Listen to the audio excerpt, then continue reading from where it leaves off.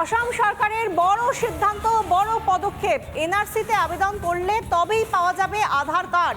এনআরসিতে যদি আবেদন করা যায় তাহলেই আধার কার্ড পাওয়া যাবে, এমনই সিদ্ধান্ত, এমনই পদক্ষেপ অসম সরকারের। এনআরসির ফর্ম পূরণ না করলে মিলবে না আধার কার্ড, বড় সিদ্ধান্ত অসমের হিমন্ত বিশ্ব শর্মা সরকারের। হিমন্ত সরকারের বড় ঘোষণা, বড় সিদ্ধান্ত। এনআরসিতে আবেদন করলেই আধার কার্ড, এনআরসির ফর্ম পূরণ না করলে মিলবে না আধার কার্ড, বড় সিদ্ধান্ত অসমের হিমন্ত সরকারের।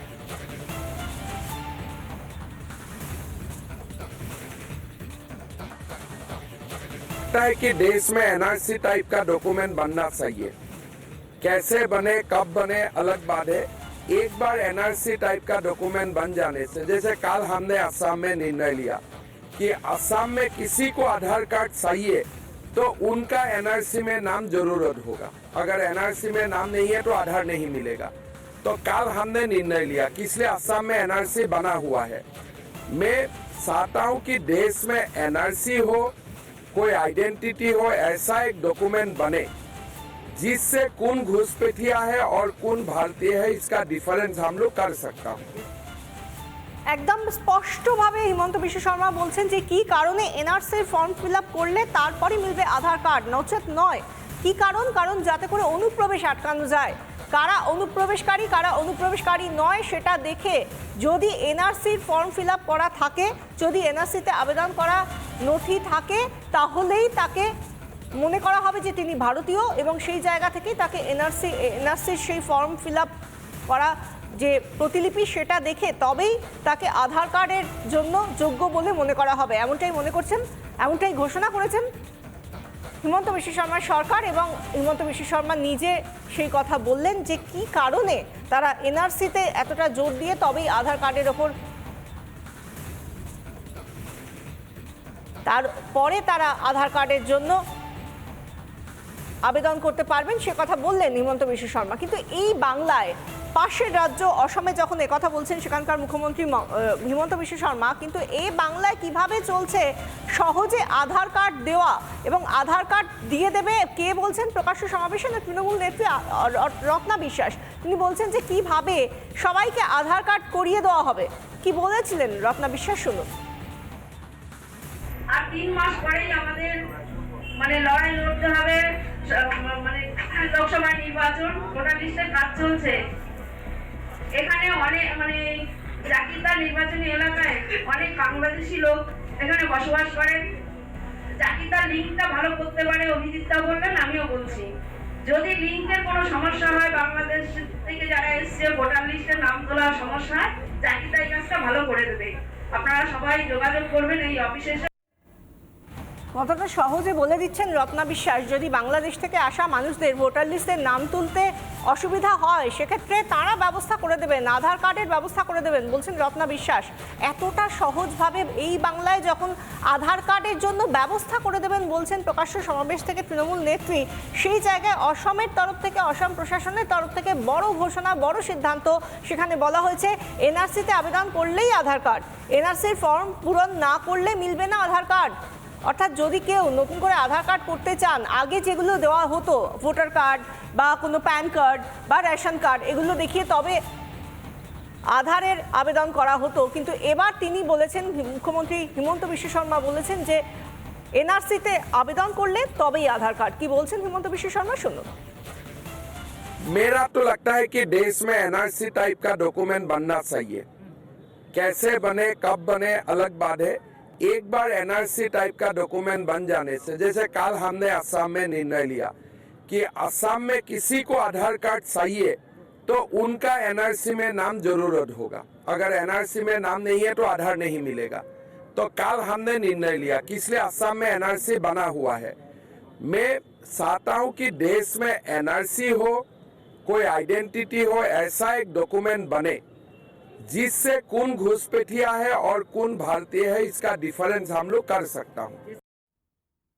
শুনলাম আমরা এনআরসি যেন তৈরি হয় এবং আধার কার্ডের ক্ষেত্রে বিশেষ করে অসমের কথা তিনি বলছেন, যেহেতু তিনি অসমের মুখ্যমন্ত্রী হিমন্ত বিশ্ব শর্মা বলছেন এনআরসিতে যার নাম থাকবে তিনি ভারতীয়, এক্ষেত্রে কোনো দ্বিমত থাকছে না। সুতরাং যিনি ভারতীয়, তার যদি এনআরসিতে নাম থাকে বা এনআরসির ফর্ম ফিল আপ করে থাকেন, অর্থাৎ ফর্ম পূরণ করে থাকেন, তিনি আধার কার্ডের আবেদন করতে পারবেন, তবেই তাকে আধার কার্ড দেওয়া হবে।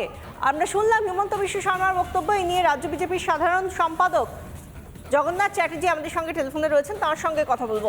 জগন্নাথবাবু নমস্কার। আমরা হিমন্ত বিশ্ব শর্মার বড় সিদ্ধান্তের কথা শুনতে পেলাম। তিনি বলছেন এনআরসিতে যদি ফর্ম ফিল আপ করে তবেই তাকে আধার কার্ড দেওয়া হবে। বড় সিদ্ধান্ত অনুপ্রবেশ রোখার। দেখুন, আসাম হচ্ছে ভারতবর্ষের একটি প্রান্ত যেখানে পুরো দস্তুর এনআরসি চালু হয়েছে, এবং এনআরসি চালু হওয়ার পরেতেই সেখান থেকে ডাউটফুল ভোটার্স বা অনুপ্রবেশকারীদের বাছাই করা হয়েছে।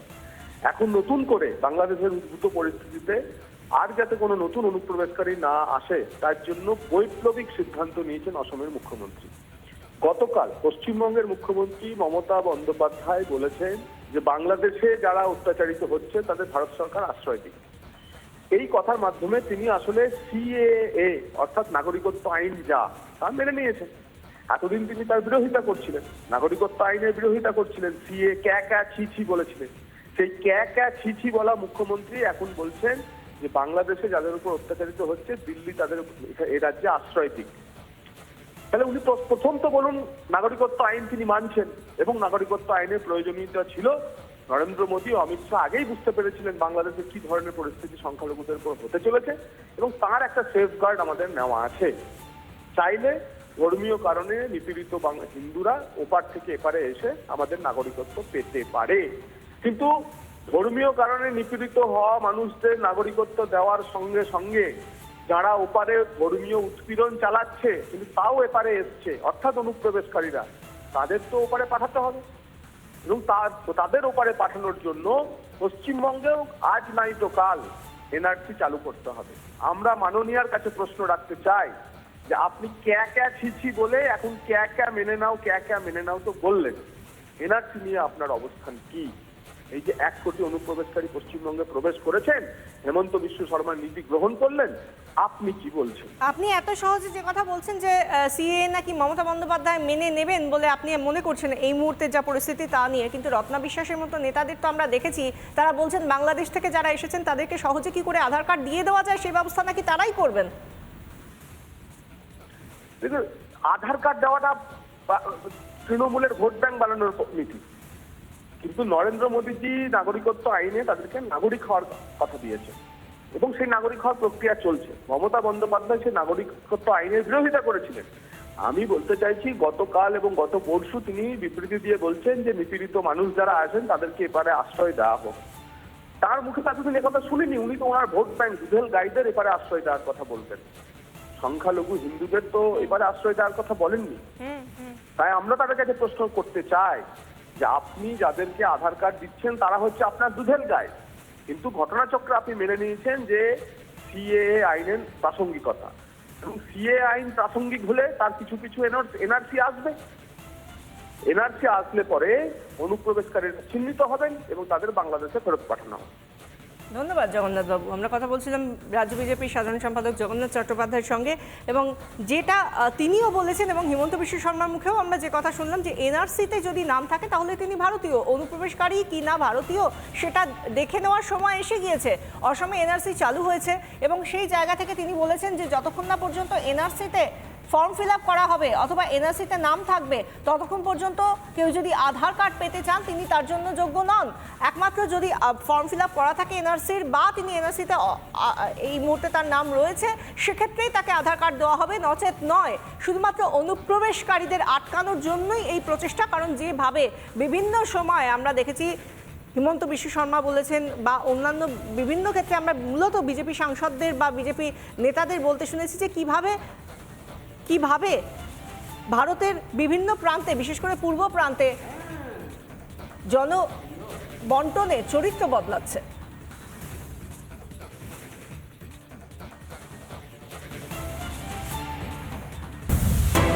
নানা ধরনের কন্টেন্ট দেখার জন্য লাইক করুন, শেয়ার করুন আমাদের ফেসবুক পেজ, সাবস্ক্রাইব করুন আমাদের ইউটিউব চ্যানেল। পাশাপাশি অন্যান্য ব্রেকিং নিউজের জন্য অবশ্যই চোখ রাখুন রিপাবলিক বাংলায়।